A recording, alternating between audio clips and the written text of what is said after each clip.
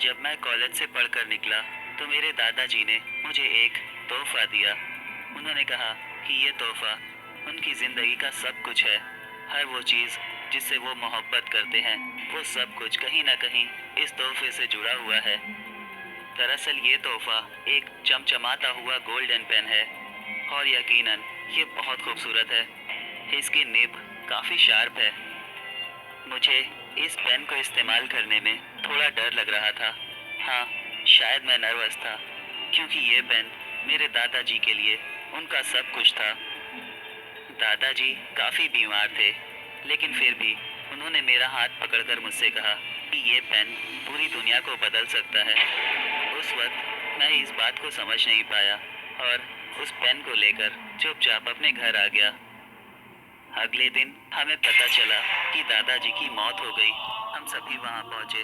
सबको इस बात का दुख था, लेकिन अगर कोई सबसे ज्यादा दुखी था तो वो मैं था, क्योंकि मैं हमेशा दादा के साथ रहता था। वो मेरे दोस्त जैसे थे। मैं घंटों तक रोता रहा। 2 दिन गुजर गए और मैं अपने दादाजी को बहुत मिस कर रहा था। इसलिए मैंने उस गोल्डन पेन से अपने दादा की एक तस्वीर बनाना शुरू किया। मैं उसमें घंटों तक लगा रहा ताकि उस ड्राइंग में कोई भी कमी ना रह जाए। और जैसे ही मैंने उस तस्वीर को पूरा किया, मेरे दोस्त का फ़ोन आया। उसने मुझसे कहा कि दादाजी अपनी कब्र से लौट आए हैं, वो जिंदा हैं। मेरी खुशी का ठिकाना नहीं था। मैं भागता हुआ कब्रिस्तान के पास गया और मैंने देखा कि दादाजी जिंदा हैं। वो डूबते हुए सूरज को देख रहे थे। मैं उनसे लिपटकर रोने लगा, क्योंकि मैं उन्हें देखकर बहुत खुश था। थोड़ी देर के बाद मैं दादाजी को घर लेकर आ गया। यकीनन ये सच है कि वो जिंदा थे, लेकिन उनका बर्ताव एक चलती फिरती लाश के जैसा था। ना वो हंसते थे, ना वो बोलते थे। मुझे कुछ भी समझ नहीं आ रहा था। इस बात ने मुझे दोबारा से उस गोल्डन पेन की तरफ घुमा दिया, क्योंकि मुझे लगा कि शायद इस पेन ने मौत को धोखा दिया है। इसलिए मैंने उस गोल्डन पेन से अपने परिवार के उन लोगों की तस्वीर बनाना शुरू किया जो मर चुके थे। और कमाल की बात थी, सब के सब लौट आए, लेकिन उनकी हालत दादाजी के जैसी ही थी। ना वो हंसते थे, ना वो बोलते थे। मीडिया में इस बात का शोर हो गया। एक बहुत बड़ी भीड़ मेरे घर के बाहर जमा हो गई, क्योंकि वो जानना चाहते थे कि ये सब कुछ कैसे हो रहा है, ये मरे हुए लोग वापस कैसे आ रहे हैं। लेकिन मैंने उनकी बात का कोई जवाब नहीं दिया।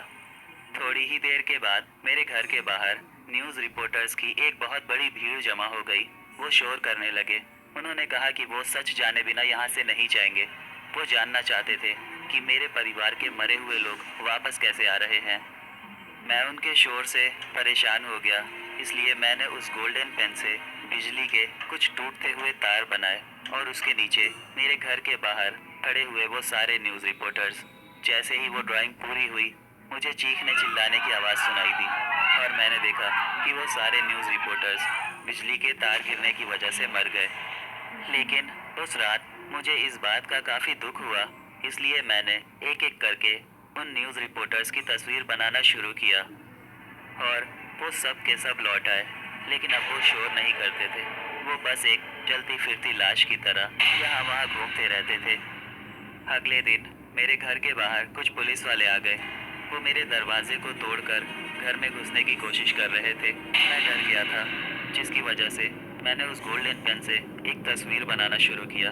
उस तस्वीर में मैंने उन पुलिस वालों को एक दूसरे को शूट करता हुआ बनाया। जैसे ही वो तस्वीर पूरी हुई, उन सभी ने एक दूसरे को गोली मार दी।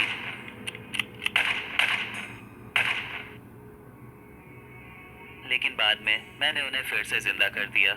ये सिलसिला यूं ही हर रोज चलता रहा। मैं लोगों को मारता था और फिर उन्हें जिंदा कर देता था। इस तरह मैंने लगभग 5,000 लोगों को जिंदा कर दिया।